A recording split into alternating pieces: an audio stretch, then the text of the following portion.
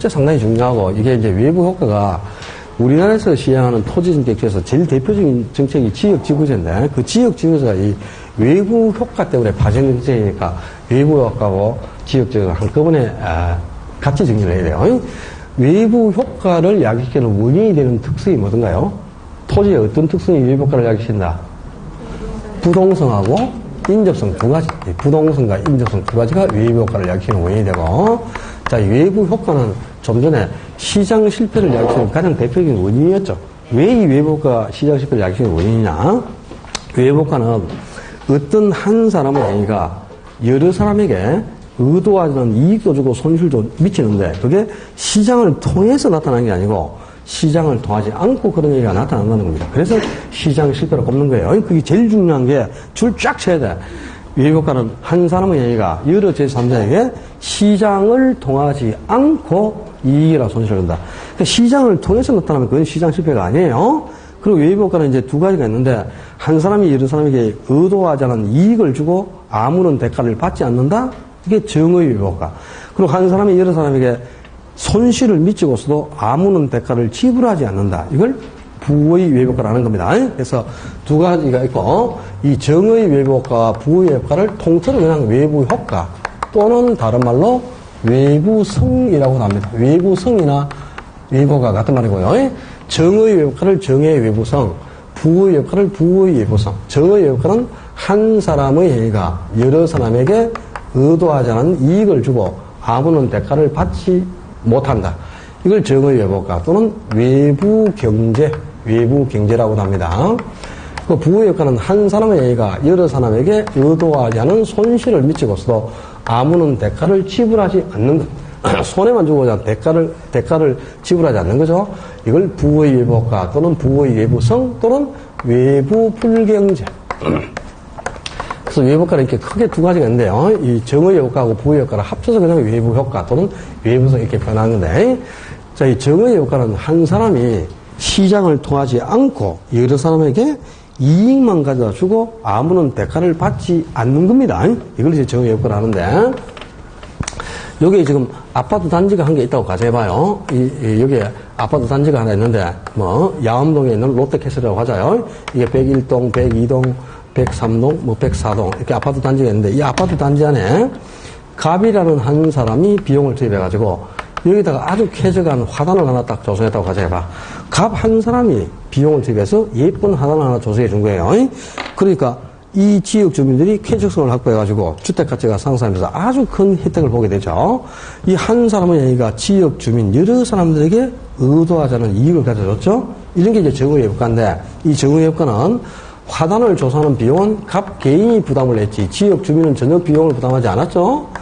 그러니까 비용은 사적 비용이 사회적 비용보다 더 크다는 겁니다. 이 사적이 한 사람이라는 뜻이고요.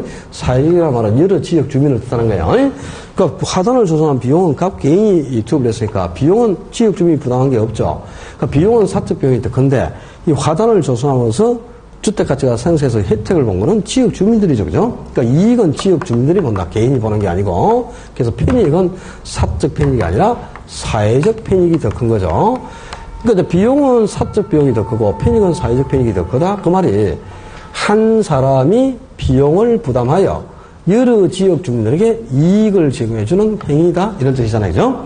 이게 이제 정의 예부가예요. 그런데 이거는 사회적으로 볼 때는 여러 사람에게 이익을 주는 거니까 많으면 많을수록 좋겠죠? 많을수록 좋은데, 개인이 비용을 부담해서 생산을 해야 되지 않습니까?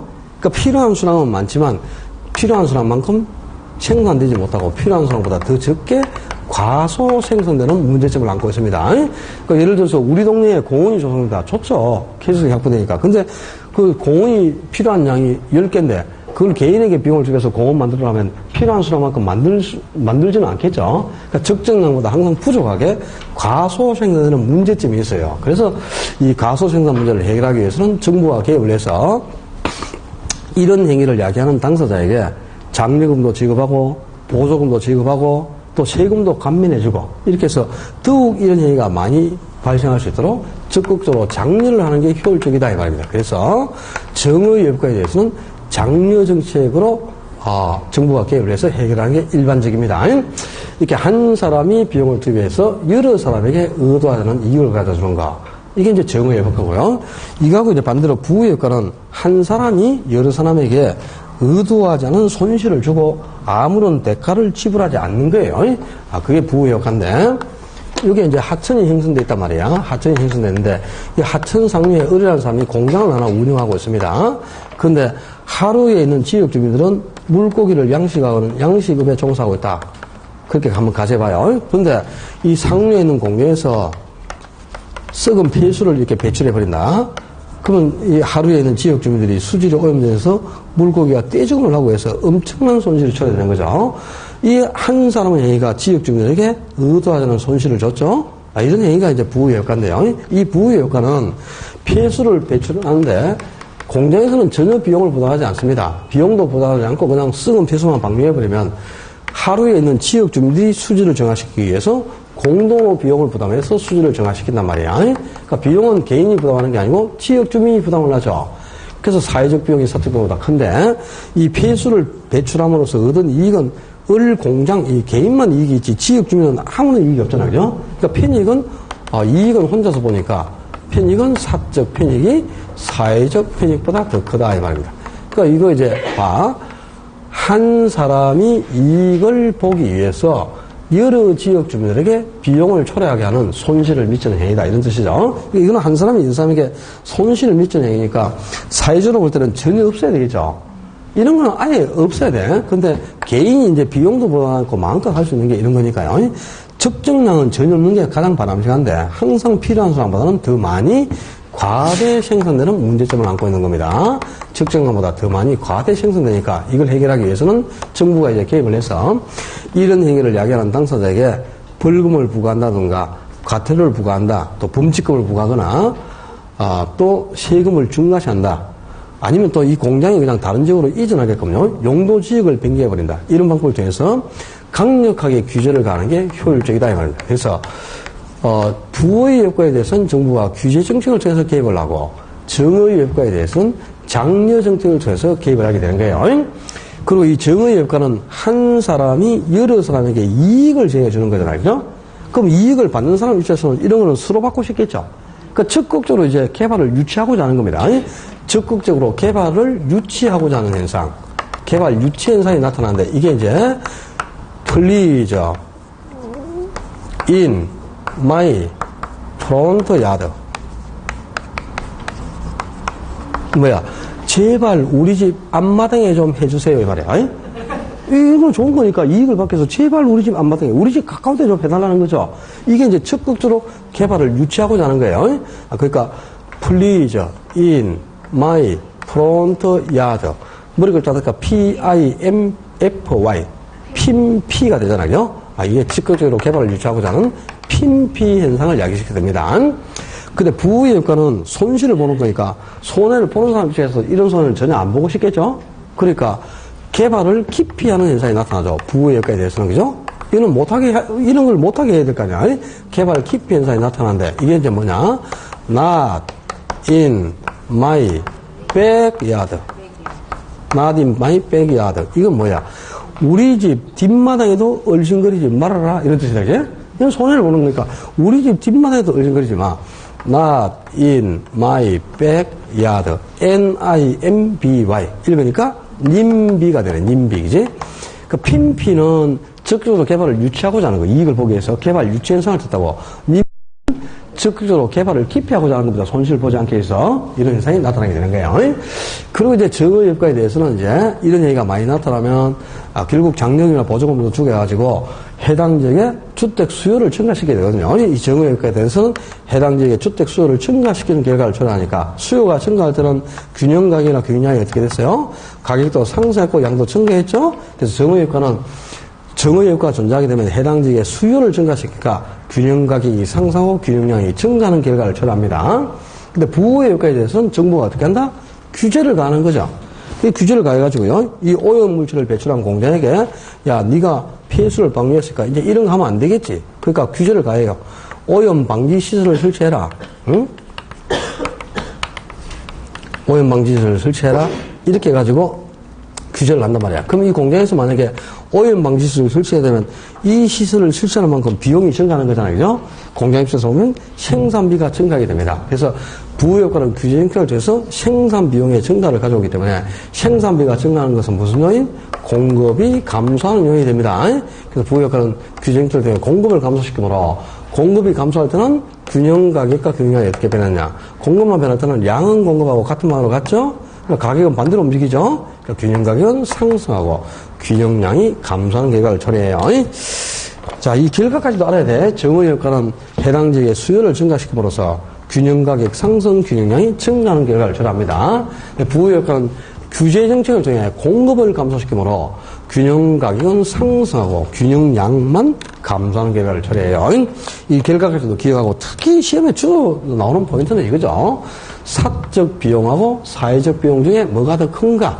정의 효과는 사적 비용이 더 크고 부의 효과는 사회적 비용이 더 큰 겁니다.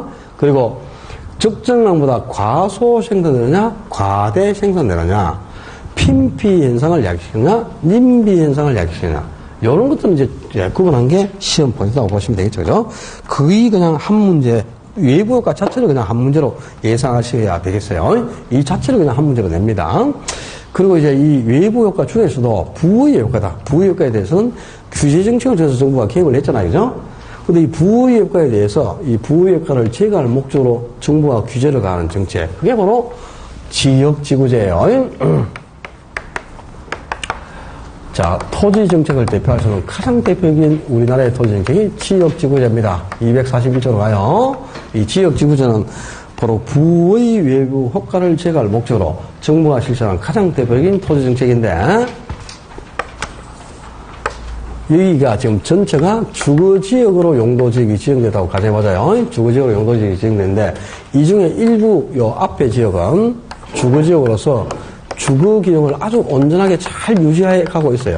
그러니까 이 지역은 이제 주거지역으로서 주택만 딱 입주를 해가지고 아주 쾌적한 주거 공간을 확보하고 토지를 효율적으로 이용을 하고 있는 중입니다. 주거 기능이 유지되고 있으니까. 근데 뒤에는 주거지역으로 지은 게 있잖아요. 그죠? 주거지역으로 지은 게 있음에도 불구하고 이 지역은 주거 기능만 있는 게 아니고 공업 기능이 혼재해 있다 이 말이야. 아니? 주거 기능과 공업 기능이 혼재해 있다고 가정해봐요. 그럼 이 지역은 주택도 있고 그 옆에 또 뭐 더 있을까? 공장도 같이 조성되어 있다는 거죠. 그죠? 그러니까 주거지역에 지금 공장이 같이 입주하고 있으니까 이 공장이 주거지역에 있는 주민들에게 긍정적인 영향을 주는 것보다는 부정적인 영향을 주는 게 더 많겠죠. 그지? 주거지역에 공장이 있다. 나쁜 영향을 더 많이 받겠지? 그럼 공장 있는 대로 이사 가세요. 네? 죽겠네, 진짜. 나 오늘 아프다니까. 웃지도 못하니까 진짜 콱콱 맞히는 게 진짜 되게 아프네요. 이게 제일 좀 특효약이 있는데, 그죠? 뭐. 그렇지. 점심 반절을 한잔 먹고 찜질 하면 어떻게, 예? 침? 지금 원래 침에 노이로제가 걸리는 사람에서 침 잘 안 맞아요. 제가 90년도에 근육무력증이 걸려가지고요. 근육무력증이 뭔지 모르죠? 등에 세포가 계속 죽는 겁니다. 세포가 불치병입니다, 불치병. 불치병인데 세포가 계속 죽어가지고 갈수록 이제 딱 시멘트처럼 딱딱해져 버려요. 몸이 마비가 오는 거예요. 마비가, 그래, 결국 죽는 거예요. 90년도에 그래, 근육무력증 받는 거 받아가지고 그냥 6개월 사형 선고 받았던 거거든요. 근데 다행히 이제 영등포 산업선교에 있는 분 중에 목사님이 사람을 한번 소개해 주는데 그분이 우리나라에서 불치병을 고치는 분이 10분 있습니다. 우리나라에. 그 책도 있어요. 불치병을 고치는 사람들이 해갖고 10분 있는데 그 중에 한 분인데 중국 침수를 배우고 오신 분을 소개를 해줬어요. 그분을. 그래가지고 그분한테 1년 동안 치료를 받았습니다. 하루에 160개씩 치료를 받았습니다. 하루에 160개. 하루 종일 그분하고 같이 1년을 같이 사는 거예요. 앞팔에 40개 꼭 꽂아놓고죠. 한 5시간 있어요. 그거 다 빼죠. 그럼 또 엎어놓고 등팔에 또 40개. 그리고 또 뽑고 나면 또 옆에 40개, 옆에 160개씩 매일 침을 맞는 거예요. 그러다 보니까 이제 침을 꽂은 자리에 피가 응고가 되거든요. 그게 딱지가 드스득 아주 너무 그죠? 그러니까 침을 꽂을 자리가 없어요. 피가 응고가 되면. 그래가지고 이제 그 식사 때마다 그분이 소주를 2잔만씩을 딱 줘요. 혈액 응고를 막기 위해 가지고. 그 1년 동안 그분하고 계속 소주를 2잔만씩 계속 먹은 거죠. 그게 지금 20몇 년 동안 이렇게 습관이 돼가지고 지금도 반주로 소주를 한 3잔을 안 먹으면 안 됩니다. 진짜입니다. 매번 먹습니다. 내가 농담이 아니고 진짜예요. 매 끼니 때마다 소주를 2잔만씩 딱 그렇게 먹었는데 지금은 2잔만 먹어갖고는 기별이 없잖아요. 그죠? 그러니까 한 병 먹는 거야, 그냥. 아침에는 못 먹어요. 아침에는 운전을 하고 와야 되니까. 그래가지고 점심도 하고 저녁에는 꼭 먹거든요. 저녁도 제가 야간 수업할 때 밥 안 먹고 오죠. 술을 먹어야 되기 때문에요. 집에 가서 밥을 먹어요. 반주로 술을 안 먹으면 안 되기 때문에. 그렇지. 일부러 제가 배가 고픈데도 불구하고 밥을 안 먹는 이유가 있겠죠, 당연히. 그죠? 그 이유 때문에 그래요. 내가 막 주태비기라서 술을 좋아하고 그런 게 아니고, 다 이유가 있어. 그 아픈 상처가 있는데, 저 새끼는 코가 빨가니까 제가 맨날 술만 처먹고, 이런 소리 하시면 안 돼요. 다 이유가 있다. 오늘 이제 한 잔 먹고, 그죠? 저 UBC 사우나 가면, 떼밀이라는 친구가 조선족 애거든요. 근데 이 스포츠 마사지를 잘합니다. 근데 떼미는데 2만원이에요. 2만원. 나라시 하는데요. 남탕에 가면 2만원인데, 10,000원을 더 주잖아요. 3만원 주면 마사지를 내주거든요. 스포츠 마사지라. 그걸 한 번 딱 받고 나면 일주일이 끝납니다. 그래서 제가 매주 금요일에 저기 가서 나라시하고 딱 이걸 받거든요. 그걸 받는데, 그죠? 오늘은 특히 어깨를 좀, 자, 이 주거지역에 지금 공장이 입주하고 있으니까 당연히 공장이 이 주거지역에 있는 주민들에게 부정영향을 미칠 수밖에 없어요. 그죠? 공해를 유발하고 대기를 오염시키고 피해수도 방목해서 이 공장이 지역 주민들에게 의도하지 않은 손실을 줍니다. 이게 바로 뭡니까? 부의의 효과죠. 부의의 효과가 발생했는데 이 지역에서 이걸 그냥 두면 형평을 유지할 수가 없단 말이야. 그래서 이제 정부가 개입하는 거죠. 자, 부의 외부 효과를 제거할 목적으로 주거기능과 공업기능이 혼재한 지역을 주거 전용 지역하고 용도 지역을 변경해 주는 겁니다. 그럼 주거 전용 지역으로 용도 지역을 변경하면 주거 전용 지역은 이제 전용 지역이니까 주택만 입지를 하고 있어야 되겠죠. 공장이 주거 전용 지역에 당연히 입지를 못 하죠. 그래서 용도 지역에 변경이 되면 공장이 타 지역으로 이전을 해라 이 말이에요. 공장이 결국 규제를 가한 거야. 다른 지역으로 이전해 하고 규제를 가한 거죠. 공장이 다른 지역으로 이전할까 합니까, 이제? 공장이 타 지역으로 이전하면 부의 역할을 제거하고, 이 지역 주민들을 보호할 수 있다, 이 말입니다. 자, 이렇게, 무슨 외부 효과? 정의 외부 효과가 아니고, 부의 외부 효과를 제거할 목적으로, 주거기능과 공업기능이 혼재한 지역을 주거 전용 지역으로 용도 지역을 변경해주는 정책. 이걸 뭐란다? 지역지구조. 그럼 지역지구조는, 이런 것이다. 개념은 알았죠? 근데 지역지구, 첫째, 지역지구조를 실시하는 목적이 뭐라고? 부의 외과를 제거하거나 감소시켜서 토지를 효율적으로 이용하고자 하는 것. 이게 목적이에요. 지역주제의 목적은 부의 효과를 제거하고자 하는 것이다. 첫째. 그러면 두 번째. 이 지역에 이제 지역주가 실시가 돼서 공장이 다른 지역으로 이전을 하잖아요. 그죠? 공장이 타 지역으로 이전했습니다. 그러면 부의 효과가 제거됐죠. 그랬을 때, 이 해당 지역에 이제 장단기에 어떤 효과가 나타나는가. 그게 이제 초점이겠죠. 지역지구를 실시한 후에 나타나는 효과를 정리하셔야 된다요. 자, 요 지역에 이제 지역지구가 실시가 되고 공장이 타 지역으로 이전을 해서 그 부효과가 제거됐죠. 그러니까 이제 쾌적성이 확보가 됐으니까 당연히 해당 지역에 공장이 입주하고 있을 때는 부효과 때문에 주택을 구입하러 온 사람이 없어요. 근데 공장이 이제 타 지역으로 이전하면 쾌적성을 확보했잖아요. 그죠? 그 해당 지역의 주택 수요가 어떻게 된다? 증가하겠죠, 당연히. 주택 수요가 증가합니다. 수요가 만약에 100호 정도 증가했다고 가정해보자. 근데 주택은 수요가 증가해도 단기적으로는 신축에서는 공급을 할 수가 없죠. 우리 부동산에서 단기란 신축 공급이 불가능한 기간을 단기라고 한다 그랬지, 이제? 그럼 단기에는 공급이 어떻다? 불변입니다, 불변. 신축 공급을 이룰 수가 없죠. 근데 수요가 100호 증가했는데 공급이 이루어지지 않아요. 그러면 이제 주택 부동산에 기인해서 당연히 주택 가치가 큰 폭으로 상승하겠죠? 주택 가격이 크게 상승하고 이 가격이 상승한 만큼 이 지역에 기존 주택을 가지고 있는 기존 주택 소유자들이 비싸게 주택을 처분하는 겁니다. 즉 기존 소유자가 주택 가치가 상승한 만큼 뭘? 초과이윤을 획득하게 됩니다. 기존 소유자가 초과이윤을 획득하게 되죠. 그래서 이제 이 주택에서 초과이윤이 발생하면 또 초과이윤을 획득할 목적으로 새로운 공급자가 진입해요. 즉 건설업자가 요 해당 지역에 진입해갖고 주택 착공 들어가는 거죠. 신축 들어가겠죠. 건설업자 집에서 착공 들어갑니다. 신축 들어가는데, 그럼 신축 후 일정 기간이 지나면 주택이 공급되는데, 공급되는 시점부터가 장기라 그랬어요.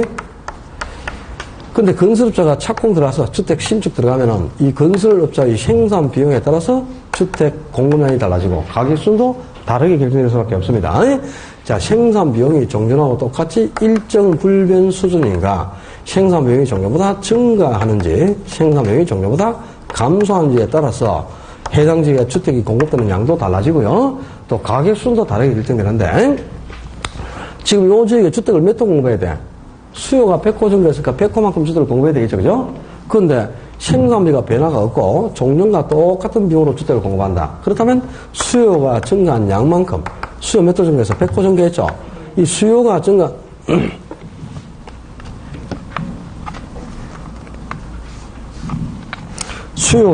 양만큼 수요가 100호 정도 했죠? 요만큼 공급도 똑같이 증가해요. 공급도 똑같이 100호만큼이 증가한단 말이야. 그럼 이제 장기적으로 볼 때 필요한 수량이 신축을 통해서 채워졌지. 단기에 주택이 공급되지 않을 때는 주택 부족에서 기인해서 주택 가격이 상승하고, 이 가격이 상승한 만큼 기존 소유자가 초과를 획득했잖아요, 그죠? 그런데 신축을 통해서 필요한 수량 100호가 공급이 됐단 말이야. 공급이 되면 이 상승했던 가격은 어떻게 된다 그랬어요? 점차 하락해서 상승 전 상태, 원래 수준으로 항상 되돌아간다 그랬다. 그래서 가격은 원래 수준으로 복귀하게 됩니다. 원래 수준, 상승 전으로. 이 가격이 원래 수준으로 복귀했다는 말이 무슨 말이야? 가격이 원래 수준으로 되돌아갔다는 말은 초과이윤이 소멸했다 이 말이야. 초과이윤이. 그래서 항상 우리 딱 기억해 포인트 첫째, 우리 부동산에서 발생하는 초과이윤은 공급이 이루어진 후 장기적으로는 초과이윤은 존재하지 않습니다. 초과이윤은 항상 뭐 획득이 아니고 빙신 아니고 뭐 왜 이러나? 진짜 소주 생각이 간절하네요. 초과이윤이 소멸했다 이 말이다. 획득이 아니고. 이 큰일 났네. 죄송합니다. 초과이윤이 완전히 가격이 원래 수준으로 내려왔으니까 초과이윤이 소멸한 거야. 그러니까 이런 거죠. 봐봐. 생산비가 일정 불변이란 말이야. 일정 불변이면 단기적으로는 주택 수요가 증가해도, 그죠? 수요가 지금 몇 호 증가했어?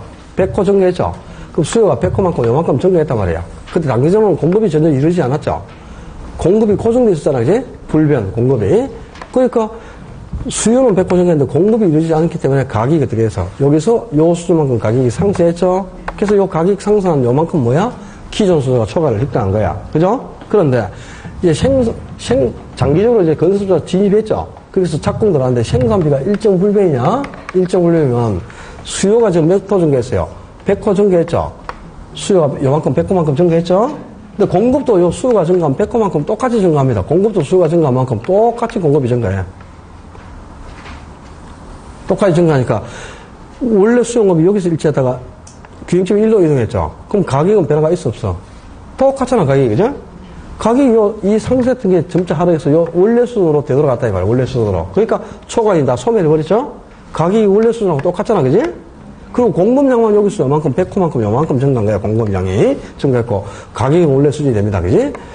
그러니까 초과이 소멸했다는 뜻인데, 초과이 소멸했다 이 말은 장기적으로 지역주의가 실시된 후에 단기에는 주택 공급이 이루어지지 않기 때문에 가격이 상승한 만큼 기존 소유자가 초과인을 획득했잖아요. 기존 소유자가. 근데 이 초과인의 길에서 건설업자가 진입을 했죠. 근데 진입한 신규 건설업자, 신규 공급자는 초과인이 소멸해버렸잖아요. 초과인을 획득하지 못했지. 그러니까 항상 우리 부동산에서는 초과인은 주택이 공급되기 전에 단기에만 초과인이 존재하는데, 이 단기에 존재하는 초과인은 누가 획득한다고? 기존 소유자만 획득한단 말이에요. 그러니까 새로 이 지역에 진입한 신규 공급자는 초과인이 있어 없어요? 없죠. 소멸해버렸으니까. 그래서 우리 부동산에서는 신규 공급자는 절대로 초과인을 획득할 수가 없는 거예요. 언제나 초과인은 누구만? 기존 공급자만 획득하게 된다. 기존 공급자. 기존 공급자는 초과인을 획득하고, 이렇게 지역지구제는 정책이 시행되기 전에 해당 지역에 입지를 하고 있는 기존 주택 소유자는 초과인을 획득해요. 근데 지역주의가 실시하고 나서 이 지역에 이제 건설업자가 진입해서 주택을 신축했죠. 그죠? 요 신축한 주택은 지역주의가 시행된 후에 공급된 주택이죠. 여기는 초과인이 있어 없어? 없다 이 말이야. 그래서 정책이 시행되기 전에 해당 지역에 입지하고 있을 때만 초과인을 획득하는 거지, 정책이 시행된 후에 입지해서는 초과인 자체를 획득할 수 없는 겁니다. 그래서 부동산에서는 사전적 독점만 발생을 하지 사후적 독점은 발생하지 않는다 이 말이야. 이 사전적 독점만 발생한다는 말이 정책이 시행되기 전에 해당 지역에 먼저 입지한 기존 소유자는 초과인을 획득해도 정책이 시행된 후에 입지를 하는 신규 공급자는 초과인을 넣을 수가 없다 이 말과 같은 거예요. 오케이? 항상 우리 부동산에서는 초과에는 장기적으로는 존재하지 않는다. 초과에는 언제? 단기간에. 공급되기 전까지 단계만 존재하는 거예요. 근데 이 단계에 존재하는 초과에는 누가 획득한다? 기존 소유자만 획득하지 신규 공업자는 절대 초과는 획득할 수 없어요. 그 다음에 건설업자가 이 지역에 착공 들어갔을 때, 신축 들어갔을 때 종료보다 생산비가 증가하는 경우가 있어. 생산비가 종료보다 증가해버리면 지금 수요가 100호 증가했으니까 100호만큼을 공급을 해야 되겠죠. 그죠? 수요가 100호 증가했으니까. 근데 생산비가 증가하면은 공급이 증가하지만 100호만큼 증가하는 게 아니고요. 약간 부족해. 한 80호 정도만 신축을 줘서 공급이 증가합니다. 그럼 장기적으로 볼 때도 20호 정도 주택이 부족하게 공급된 거죠. 주택이 약간 부족한 만큼 구매 경쟁을 통해서 가격이 조금 상승하게 되고, 또 건설업자가 진입을 했을 때 생산비가 조금보다 감소하는 경우가 있죠. 그러면 지금 수요는 100호 정도에서 100호를 공급해야 돼. 예? 근데 생산비가 감소해버리면 물량을 더 많이 생산해서 공급할 수 있죠. 그러니까 공급되는 양은 100호보다 더 많이 한 120호 정도가 공급된단 말이야. 그럼 장기적으로 볼 때 이 해당 지역의 주택이 지금 필요한 수량보다 20호 더 공급된 거죠. 초공급이 발생했잖아, 그지? 그럼 가격은 어떻게 된다? 약간 하락하겠죠. 판매 경쟁을 하니까. 자, 봐요. 생산비가 종전보다 증가한단 말이에요. 생산비가 종전보다 증가하면 수요는 몇 호? 100호만큼이 증가했어, 100호. 수요 100호 증가했습니다. 근데 공급 증가합니다. 공급이 증가하는데 수요가 증가한 것보다 좀 적죠. 공급이 증가하는데 공급이 약간 부족하게 한 80호 정도만 증가해. 수요가 증가한 것보다 공급 증가가 적잖아요, 이제? 그러니까 균형점이 여기서 이쪽으로 이동을 한 거야. 그럼 가격은 어떻게 돼? 약간 상승한단 말이야. 가격이 약간 상승하고 공급량은 여기서 요만큼 80호만큼 증가하는 거죠. 아까는 여기서 요만큼 100호만큼 증가했지만 지금은 이제 80호밖에 증가를 안 하잖아요. 그 가격이 약간 상승하는 거예요. 그다음에 생산비가 감소해서 종전보다 생산비가 감소하면은 수요는 몇 호 증가? 100호만큼이 증가했어요. 100호. 요만큼 증가했죠? 공급이 증가하는데 공급이 필요한 수보다 더 많이 증가하죠. 공급이 증가하는데 공급은 훨씬 더 많이 120호 정도가 증가해. 그러니까 균형점이 여기서 이쪽으로 이동을 했어요. 그러니까 가격은 요 수준에 있던 것이 요만큼 약간 하락하는 거예요. 그지? 그리고 공급량은 여기서 요만큼 120호 정도 요만큼 증가한다 이 말입니다. 가격이 약간 하락하게 되겠죠. 자, 지역 지구재 실시로 나타나는 효과인데 생산비가 일정 불변이면 가격이 원래 손으로 들어갔죠? 그럼 여기서부터 이제 공급량이 증가했으니까 요 시점부터가 장기잖아요? 그럼 가격을 따라서 곡선을 그려보면 장기 공급 곡선이 원래하고 가격이 똑같으니까 수평선이 되는 거예요. 이 장기 공급 곡선은 수평선의 형태가 됩니다. 근데 생산비가 증가해버리면 가격이 상승을 했잖아요. 그죠? 가격이 상승하니까 요 시점부터 이제 공급량이 증가했으니까 공급이 증가한 시점부터가 장기니까 장기적으로는 가격을 따라서 곡선이 장기 공급 곡선이 이렇게 우상향하는 형태가 되네. 곡선이 우상향 형태가 되고 장기 공급 곡선이 생산비가 감소를 해버리면 가격이 약간 하락을 했어, 그지? 종류보다 가격이 하락을 했죠. 그럼 요 시점부터 장기적으로 공급이 증가한 게 요 시점부터니까 여기서부터 가격이 하락하니까 가격을 따라서 곡선이 이렇게 우하향하는 형태가 된다 그 말입니다. 뭐 여기까지 기억하면 참 좋겠죠. 이까지 나오지도 않습니다. 나오지도 않고요. 지역지구제하고 이제 외부 효과를 지역지구제 자체만을 한 문제로 내는 것보다는 외부 효과하고 합쳐서 그냥 한 문제를 내거든요. 그럼 내면 주로 이제 답을 요구하는 포인트가 이런 거예요. 지역지구가, 특정 지역에 지역지구가 실시되었을 때 나타나는 효과로 옳은 것 또는 틀린 것 이렇게 나오죠.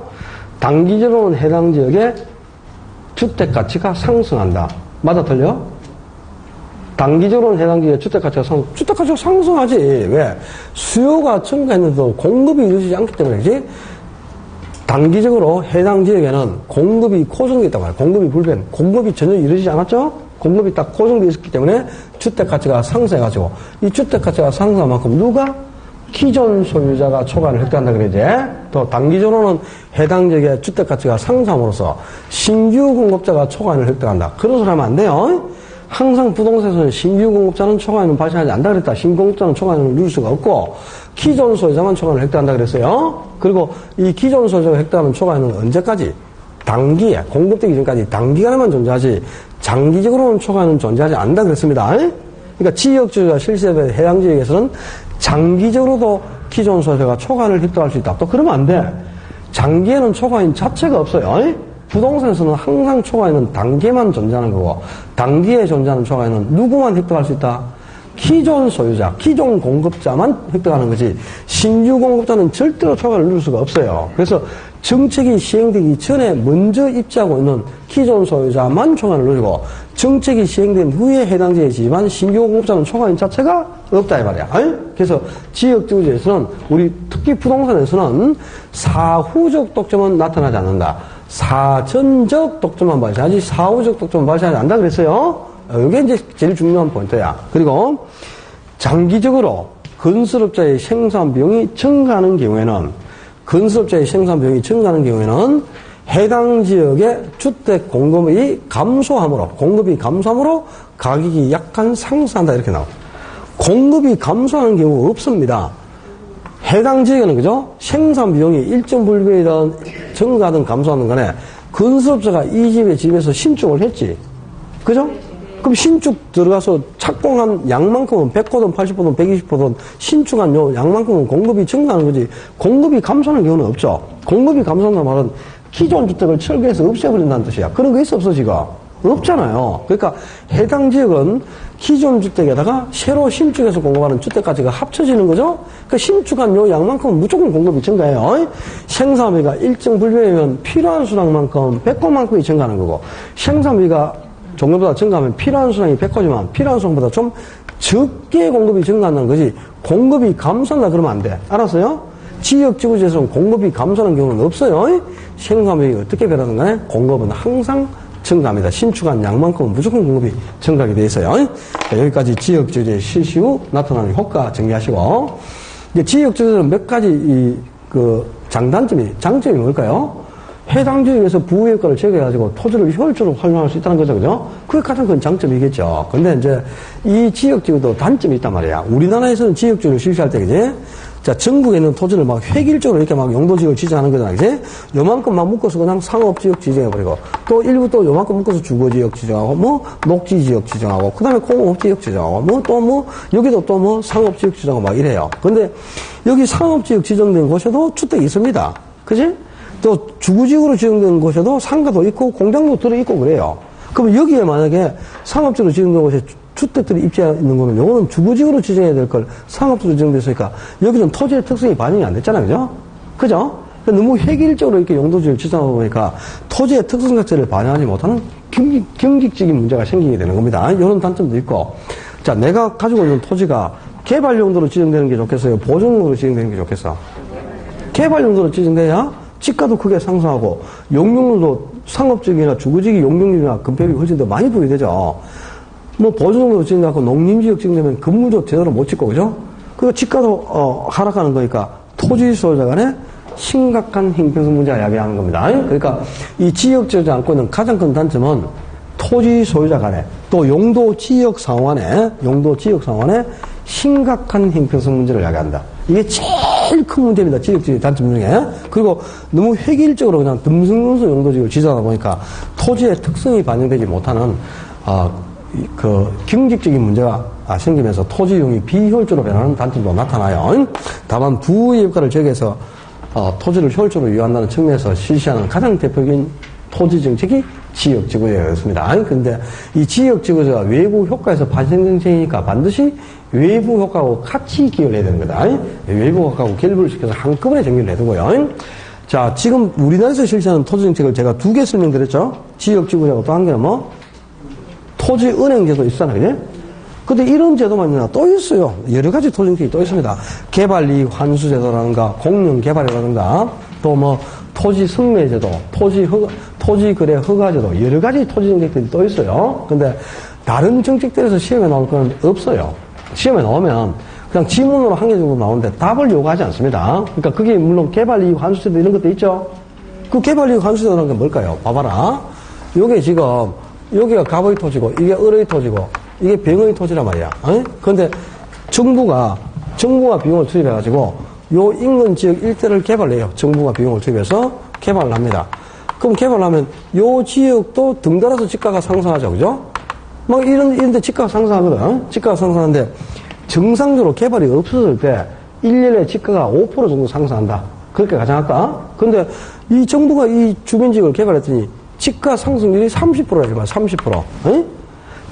평소에는 5% 정도 상할 게 30% 정도가 상승하면 정상지가 상승분을 초과해가지고 훨씬 더 큰 이익을 본 거죠. 그죠? 그러면 요 토지 소유자들이 본 이익을 일부를 환수해 가는 겁니다. 그 이익 중에 25%를 환수해 갈수록 허용해 놓고 있는 법이 개발이익 환수 제도예요. 정부의 개발을 위하여 인근 지역 토지 소유자가 정상지가 상승분을 초과해서 이익이 생겼을 때 그 이익의 25%를 정부가 회수해 갈 수 있도록 법으로 보장하고 있는 게 개발이익 환수 제도입니다. 알겠어요? 그 정도 알아놓고, 그 다음에 뒤에 넘기면 공영개발하는 게 있죠? 공영개발. 그건 나중에 이제, 7편에 가면은, 민간개발하고 공영개발을 비교를 하기 때문에 다룰 건데요. 말 그대로 공영개발은 뭐야? 공공기관의 개발, 이런 뜻이겠죠? 그러니까 국가, 지방자치단체, 그리고, 공영개발 아니고 토지 공개념이가, 공영개발도 어디 있을 거야. 그 앞에 박스 소개는가 어디 있어요. 공영개발, 어디 있겠지. 아이고, 모르겠다. 좋겠다. 없으면 말고. 토지 공개념, 토지 공개념에 수록되어 있는 내용은 여러분들이 한번 읽어볼 필요는 있는데요. 이 토지 공개념이 뭐야? 토지를 공공복리를 실현하는 목적으로 이용토록 하자는 것. 이런 개념이 이제 공개념인데, 왜 이런 토지 공개념이 필요하냐면, 토지는 개인들이 다 사유하고 있잖아요. 개인들이 사유하고 있으니까 자기 이익을 위한 목적으로만 토지를 사용하고자 하겠죠? 그러면 사익은 중시될 수 있어요.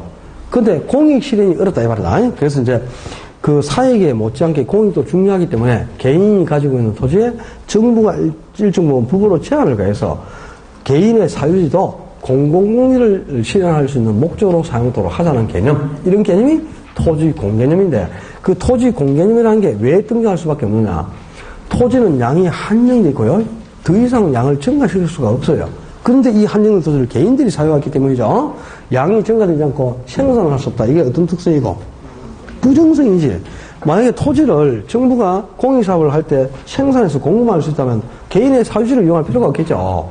근데 안 된단 말이에요. 부정성 때문에 공급이 안 되니까 개인의 사유지를 공공모의를 위한 목적으로 사용토록 해야 되는 거죠. 그래서 이런 개념이 등장한다. 그러면 토지 공개념 제도가 도입되는 근거는 토지의 특성 중 부정성 때문이다. 이렇게 되어 있죠. 이제 4번에 가면 부정성이 토지 공개념 제도의 도입 근거가 된다. 이런 게 이제 중요한 개념이에요. 아시죠? 그러니까 토지 공개념은 개인의 사유지, 개인이 가지고 있는 토지에 일정 부분 정부가 법으로 제한을 가해서 공익 실현을 위한 목적으로 토지를 활용토록 하자는 개념, 이런 것을 토지 공개념이라 한다. 그렇게 해서 개념을 알아둘 필요가 있으니까 거기에 실려있는 내용은 한번 여러분이 쭉 한번 읽어보셔야 되겠어요. 자, 오늘 그 토지 정책까지 다루고요. 다음 주에 이제 정책론에는 주택 정책 남았죠. 조시 정책 남아 있습니다. 근데 주택 정책하고 조시 정책까지 하는 데는 한 1시간 정도 하면 되지 싶다. 그럼 이제 5편이 이제 그 다음에 5편이 뭡니까? 투자로 인해 이제 다음 주에 이제 또 괴로운 영역으로 들어가는 게 진짜요. 정말 이제 머리가 지끈지끈한 영역으로 들어가는 건데 하여튼 수업 빠지지 말고 계속 오셔야 돼요. 그리고 그 1, 2월에 숙제 내준 거 잘 하고 계시겠죠? 서버도 잘 만들고 있죠? 불시에 숙제 검사를 한번 해버릴까, 그냥? 서버도 안 만들면 안 돼. 서버도 만들어야 되고, 또 2차 과목도 수업 끝나면 집에 가가지고 그날 배운 거 중요 포인트를 한 두세 번 읽고 어떻게 연습장에 딱 써요. 써가지고 그걸 버리지 말고 차곡차곡 과목별로 모으라니까. 그래가지고 2월 말에 가서 그걸 딱 처리를 해요. 그럼 여러분이 만든 요학집이잖아요. 그죠? 공부란 게 별거 없어요. 그냥 요런 걸 터대갖고 하나씩 하다 보면 그게 이가 맞춰지면서 톱니바퀴 맞춰서 잘 돌아가고 나중에 점수가 나오게 되는 거지. 그냥 뭐 서둔다고 점수가 나오는 건 아니잖아요. 그죠? 자꾸 이제 하고 하니까 뭐 민법도 괴롭고, 그죠? 뭐, 무효가 어떻고 취소가 어떻고, 뭐, 어떤 때는 취소할 수 있다. 어떤 때는 뭐, 무효다. 그죠? 그럼 표현들이가 어쨌건 협의해 괴롭죠? 그럼 또 공부는 제대로 됩니까? 공부도 어렵죠? 그죠? 공시법은 제대로 되더나요? 등기부는 쉽더나요? 없어. 개론은 쉽죠? 그죠? 예? 괴롭다고? 뭐 괴로운데? 이거 한 개도 어려운 게 없는데, 지금 내가 이해 안 되게 설명하는 게 한 개도 있습니까? 순난 씨가 괴롭다 하면 안 되지. 그럼 옆에, 이번에 처음 하는 사람은 자살해야지. 공부를 하는 게 쉬운 게 없어요. 다 만만한 게 없거든. 만만한 게 없는데. 그래도 이제 자꾸 듣고 반복적으로 우리가 계속 할 거잖아요. 하고 또 어려운 파트가 나온다. 민법 어제 수업 들었는데 잘 모르겠다. 한 번 더 들어보는 거지, 동영상을. 그죠? 자꾸 반복적으로 들으면 바로 느낌이 옵니다. 그러니까 제일 중요한 거는 하여튼 2월 말까지는 다른 과목은 그냥 수업만 들어도 됩니다. 수업 듣고 집에 가서 복습하면은 중요 포인트 읽고 적으면 그게 복습이잖아요. 딴 과목 다 공부하는 건데 민법이 해결이 안 되면 아무것도 안 되는 거다. 초기에 빨리 민법을 어느 정도 수준까지 끌어올리니까 틈만 나면 그냥 무조건 민법 동영상 듣고요. 뭐 이해 안 된다고 선생 욕하고 이러지 마. 내가 잘못했다 그래야지. 다른 사람 이해 안 돼. 내만 이해 안 되면 내가 잘못된 거지 왜 선생을 욕을 합니까? 말이 안 되는 거잖아. 그죠? 자기 탓을 하면서 반복적으로 여러 번을 들어봐요. 그럼 반드시 옵니다. 한 번 듣지 말고 3번 듣고 3번 듣도 이해 안 돼. 5번 들어봐요. 그런데도 모른다. 포기해라 그러면. 다 이해가 되게 돼 있어. 여러 번 들으면 반복적으로 들어봐요. 그러니까 인내심을 가지고 공부를 해야 되는 거지. 그죠? 단기에 뭔가 성과를 얻으려고 하지 말고 꾸준하게 하다 보면 좋은 결과가 있을 거예요. 주말 즐겁고 여기까지 지내고 다음 주에 건강히 뵙겠습니다. 수고하셨습니다.